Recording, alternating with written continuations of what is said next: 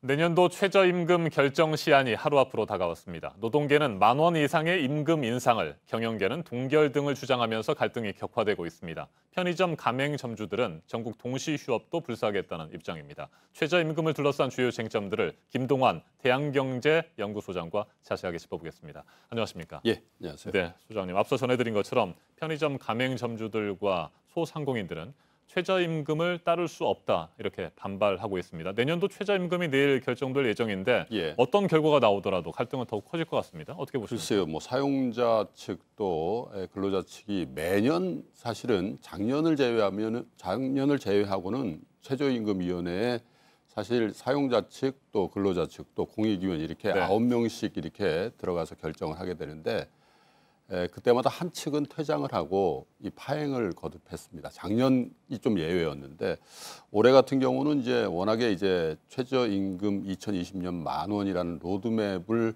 이행하려는 어떤 정부의 입장도 있는 거고 또 현실적으로 지금 화면에 나왔습니다마는 편의점주 같은 경우는 굉장히 경직적인 그 비즈니스 모델을 갖고 있죠. 네. 왜냐하면 뭐 분식점이나 이런 데들도 어렵습니다마는 가격을 조금 자율적으로 올릴 수 있는 여지가 조금이라도 있는데 반면에 편의점은 그냥 공산품을 파는 데거든요. 그러니까 가격을 결정할 수 있는 권리가 편의점주들에게 있지를 않단 말이에요. 그런데 인건비는 오르기 때문에 그냥 산수가 딱 정확하게 나오는 거죠. 그렇기 때문에 이제 여러 가지 이제 소상공인 중에서도 편의점주들의 반발이 가장 이제 심하게 돼 있는 건데 이제 내일 결정이 됩니다만은 제 생각 같아서는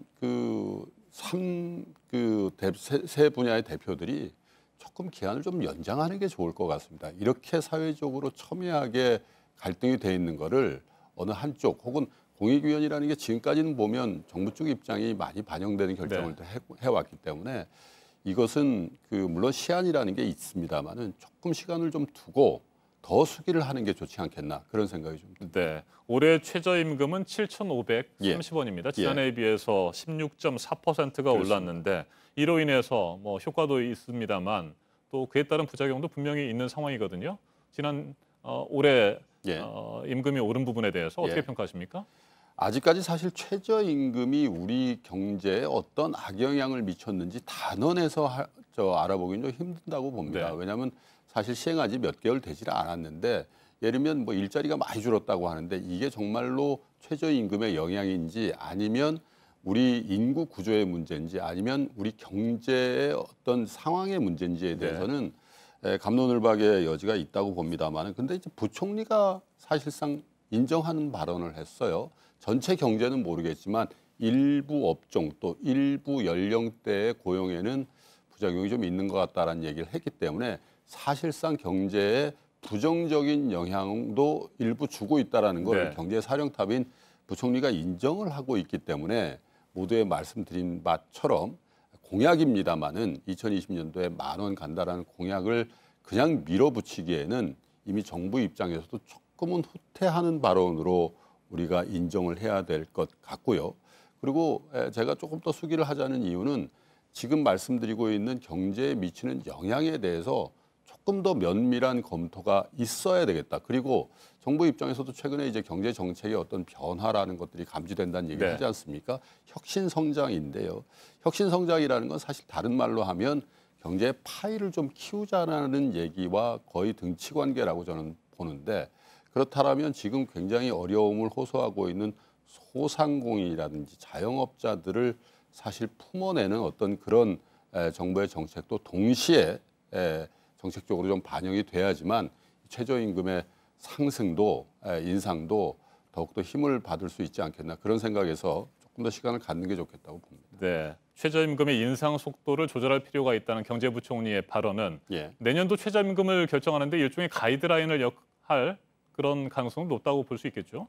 실질적으로 그래서 말씀드린 것처럼 사용자 측 구인 그리고 노동계 구인 그리고 그걸 중재하기 위해서 공익위원 구인이 들어가서 최저임금위원회를 구성하는데 이 공익위원이라는 게 정부의 어떤 입장을 지금까지는 반영하고 있습니다. 박근혜 이명박 정부에서는 비교적 사용자 측의 편을 많이 들어줬다면 작년부터는 오히려 근로자 측의 입장을 많이 반영을 해왔는데 지금 고민은 경제사령탑이라고 하는 정부 측의 어떤 경제사령탑이라고 하는 김동연 부총리가 조절의 필요성을 얘기했기 때문에 네. 오히려 지금은 노동계 쪽에서 왜 가이드라인을 주냐라고 반발하고 있는 상황이기 때문에 내일 굉장히 귀추가 주목이 되는데 아마도 제가 볼 때는 그저 내후년 2020년도에 10,000원을 맞추기 위한 그 로드맵을 정확히 지켜내는 거는 사실상 좀 무리가 있다 이렇게 인정한 거라면 그 중간선 어디선가 공익위원들이 타협점을 제시하지 않겠냐. 그래서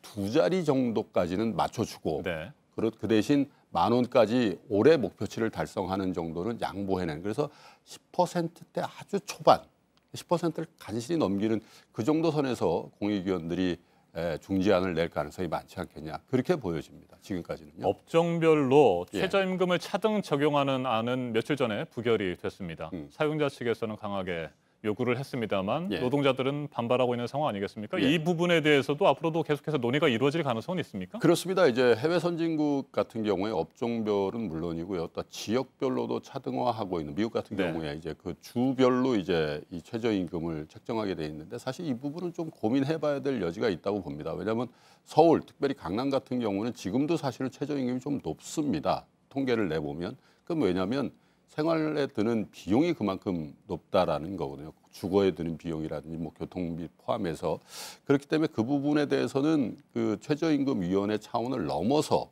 지난번에 원전을 폐기할 건지 말 건지에 대해서도 우리가 수기민주주의라는 거를 한번 가동해봤지 않습니까? 네. 그래서 정부 차원에서는 국민들의 여론을 이렇게 반영하는 그런 위원회라든지 이런 것들 따로 편성을 하든지 아니면 정부와 이 여야를 막론한 정치권에서도 이 부분을 좀 반영하는 그런 위원회를 좀 가동할 필요성이 있다라고 보고요.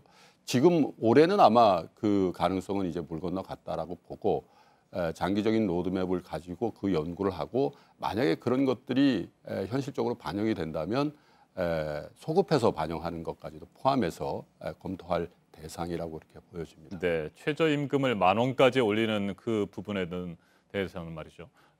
문재인 대통령의 대선 공약이었고 예. 속도는 일부 조절이 될 수 있겠습니다만 문재인 대통령이 임기 안에는 실현될 것으로 보십니까? 저는 조금 가능성을 많지 않게 봅니다. 네. 이제 그 2020년 10,000원이라는 공약은 사실 그 문재인 대통령만 낸 게 아니고 속도의 문제지 최저임금 10,000원이라는 공약은 거의 모든 대선 후보들이 공약으로 내놨는데 문재인 정부에서 얘기하는 것들이 공약을 다 지키라는 것은 아니다라는 얘기도 한 바가 있지 않습니까? 그래서 경제 정책, 경제 공약은 경제 상황에 맞춰서 탄력적으로 맞추는 게 전체 국민들을 위해서 좋은 겁니다. 네. 그런 현실 의식을 최근 들어 좀 하고 있는 것 같고요. 그리고 또 하나는 이런 경제 정책이나 공약에 대한 어떤 변화를 정책 기조 자체의 변화로 딱 그 판가름하는 그런 분위기도 조금은 우리가 유념해서 봐야 될 부분이 있다. 왜냐하면 우리 경제는 사실 대외 변수에 의해서 움직이는 부분이 굉장히 많은 경제 아니겠습니까?